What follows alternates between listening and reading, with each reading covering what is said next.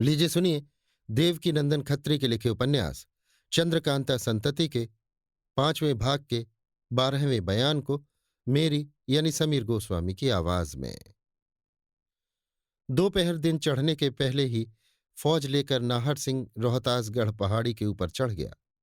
उस समय दुश्मनों ने लाचार होकर फाटक खोल दिया और लड़ भिड़ कर जान देने पर तैयार हो गए। कले की कुल फौज फाटक पर उमड़ आई और फाटक के बाहर मैदान में घोर युद्ध होने लगा। नाहर सिंह की बहादुरी देखने योग्य थी। वो हाथ में तलवार लिए जिस तरफ को निकल जाता था सफाई कर देता था। उसकी बहादुरी देखकर उसकी मातहत फौज की भी हिम्मत दूनी हो गई और वो ककड़ी की तरह दुश्मनों को काटने लगी। उसी समय 500 बहादुरों को साथ लिए राजा बीरेंद्र सिंह, कुंवर आनंद सिंह और तेज सिंह वगैरह भी आ पहुंचे और उस फौज में मिल गए जो नाहर सिंह की मातहती में लड़ रही थी। ये 500 आदमी उन्हीं की फौज के थे जो दो दो चार चार करके पहाड़ के ऊपर चढ़ाए गए थे। तहखाने से बाहर निकलने पर राजा बीरेंद्र सिंह से इनकी मुलाकात हुई थी और सब एक जगह हो गए थे। जिस समय किले वालों को ये मालूम हुआ कि राजा बीरेंद्र सिंह वगैरह भी उस फौज में आ मिले, उस समय उनकी हिम्मत बिल्कुल जाती रही। बिना दिल का हौसला निकाले ही उन लोगों ने हथियार रख दिए और सुलह का डंका बजा दिया। पहाड़ी के नीचे से और फौज भी पहुंच गई और रोहतासगढ़ में राजा बीरेंद्र सिंह की अमलदारी हो गई। जिस समय राजा बीरेंद्र सिंह दीवान खाने में पहुंचे, वहां राजा दिग्विजय सिंह की लाश पाई गई। मालूम हुआ कि उसने आत्मघात कर लिया। उसकी हालत पर राजा बीरेंद्र सिंह देर तक अफसोस करते रहे। राजा बीरेंद्र सिंह ने कुंवर आनंद सिंह को गद्दी पर बैठाया। सभी ने नजरें दी। उसी समय कमला भी आ पहुंची। उसने किले में पहुंचकर कोई ऐसा काम नहीं किया था जो लिखने लायक हो। हाँ, गिल्लन के सहित गौहर को जरूर गिरफ्तार कर लिया था। दिग्विजय सिंह की रानी अपने पति के साथ सती हुई। रामानंद की स्त्री भी अपने पति के साथ जल मरी। शहर में कुमार के नाम की मुनादी करा दी गई और ये कहला दिया गया कि जो रोहतासगढ़ से निकल जाना चाहे वो खुशी से चला जाए। दिग्विजय सिंह के मरने से जिसे कष्ट हुआ हो, वो यदि हमारे भरोसे पर यहां रहेगा तो उसे किसी तरह का दुख न होगा। हर एक की मदद की जाएगी और जो जिस लायक है उसकी खातिर की जाएगी। इन सब कामों के बाद राजा बीरेंद्र सिंह ने कुल हाल की चिट्ठी लिखकर अपने पिता के पास रवाना की। दूसरे दिन राजा बीरेंद्र सिंह ने एकांत में कमला को बुलाया। उस समय उनके पास कुंवर आनंद सिंह, तेज सिंह, भैरव सिंह, तारा सिंह वगैरह अय्यार लोग ही बैठे थे, अर्थात सिवाय आपस वालों के कोई भी बाहरी आदमी नहीं था। राजा बीरेंद्र सिंह ने कमला से पूछा, कमला, तू इतने दिनों तक कहाँ रही? तेरे ऊपर क्या क्या मुसीबतें आई और तू किशोरी का क्या क्या हाल जानती है, सो मैं सुना चाहता हूं। कमला हाथ जोड़कर, जो कुछ मुसीबतें मुझ पर आईं और जो कुछ किशोरी का हाल मैं जानती हूं सब अर्ज करती हूं। अपनी प्यारी किशोरी से छूटने के बाद मैं बहुत ही परेशान हुई। अग्निदत्त की लड़की कामनी ने जब किशोरी को अपने बाप के पंजे से छुड़ाया और खुद भी निकल खड़ी हुई तो पुनः मैं उन लोगों से जा मिली और बहुत दिनों तक गयाजी में रही और वहीं बहुत सी विचित्र बातें हुईं। बीरेंद्र, हाँ, गयाजी का बहुत कुछ हाल तुम लोगों के बारे में देवी सिंह की जुबानी मुझे मालूम हुआ था और ये भी जाना गया था कि जिन दिनों इंद्रजीत सिंह बीमार था उसके कमरे में जो जो अद्भुत बातें देखने सुनने में आई वो सब कामनी ही की कार्रवाइयां थीं, मगर उनमें से कई बातों का भेद अभी तक मालूम नहीं हुआ। कमला, वो क्या? बीरेंद्र, एक तो ये कि तुम लोग उस कोठरी में किस रास्ते से आती जाती थी। दूसरे, लड़ाई किससे हुई थी? वो कटा हाथ जो कोठरी में पाया गया किसका था और बिना सिर की लाश किसकी थी? कमला, वो भेद भी मैं आपसे कहती हूं। गयाजी में फल्गु नदी के किनारे एक मंदिर श्री राधा कृष्ण जी का है। उसी मंदिर में से एक रास्ता महल में जाने का है जो उस कोठरी में निकला है, जिसका हाल माधवी, अग्निदत्त और कामनी के सिवा किसी को मालूम नहीं। कामनी की बदौलत मुझे और किशोरी को मालूम हुआ। उसी रास्ते से हम लोग आते जाते थे। वो रास्ता बड़ा ही विचित्र है, उसका हाल मैं जुबानी नहीं समझा सकती।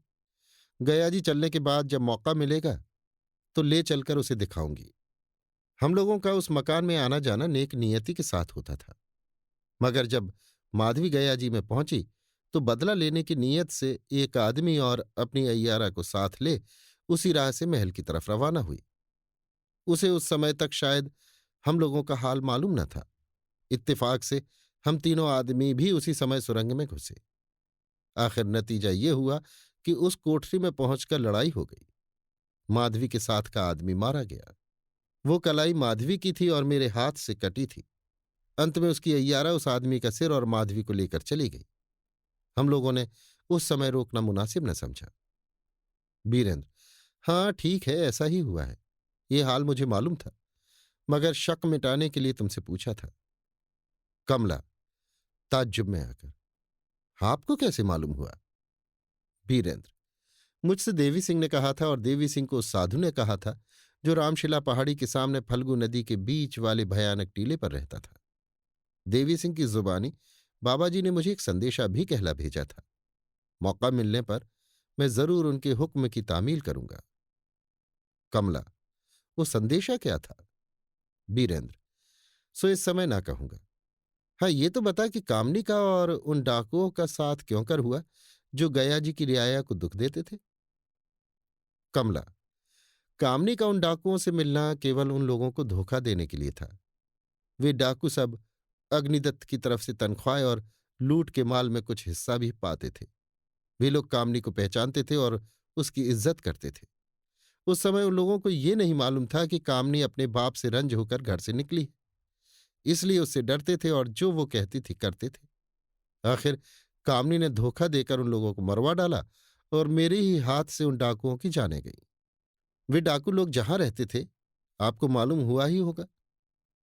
बीरेंद्र: हाँ, मालूम हुआ है। जो कुछ मेरा शक था मिट गया। अब उस विषय में विशेष कुछ मालूम करने की कोई जरूरत नहीं है। अब मैं ये पूछता हूं कि इस रोहतास गढ़ वाले आदमी जब किशोरी को ले भागे, तब तेरा और कामनी का क्या हाल हुआ?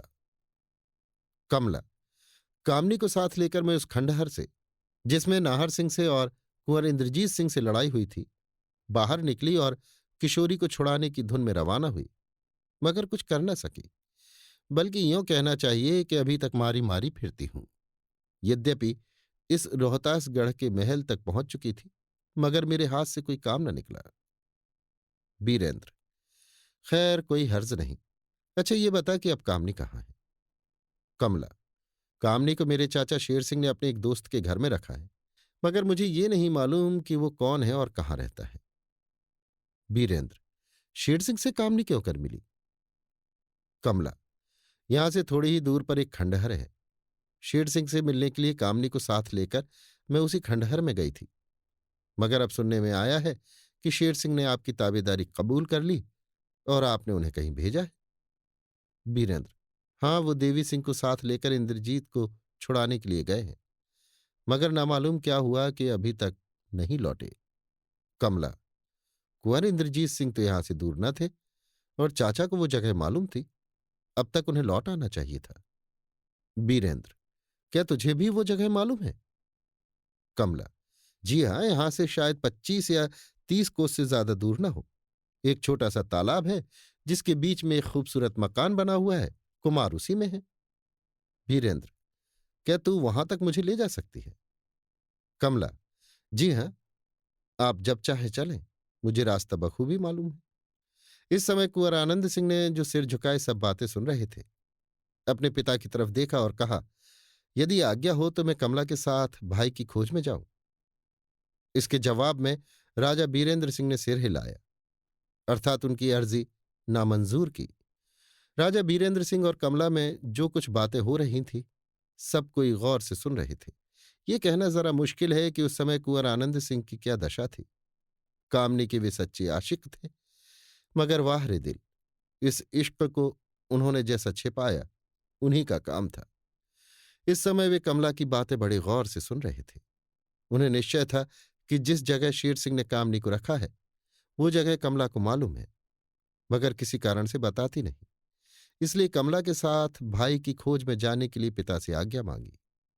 इसके सिवाय कामनी के विषय में और भी बहुत सी बातें कमला से पूछना चाहते थे, मगर क्या करें, लाचार कि उनकी अर्जी नामंजूर की गई और वे कलेजा महसूस कर रह गए। इसके बाद आनंद सिंह फिर अपने पिता के सामने गए और हाथ जोड़कर बोले, मैं एक बात और अर्ज किया चाहता हूं। वीरेंद्र। वो क्या? आनंद। इस रोहतासगढ़ की गद्दी पर मैं बैठाया गया हूं, परंतु मेरी इच्छा है कि बतौर सूबेदार के यहाँ का राज्य किसी के सुपुर्द कर दिया जाए। आनंद सिंह की बात सुन राजा बीरेंद्र सिंह गौर में पड़ गए और कुछ देर तक सोचने के बाद बोले, हाँ, मैं तुम्हारी इस राय को पसंद करता हूं और इसका बंदोबस्त तुम्हारे ही ऊपर छोड़ता हूं। तुम जिसे चाहो इस काम के लिए चुन लो। आनंद सिंह ने झुककर सलाम किया और उन लोगों की तरफ देखा जो वहां मौजूद थे।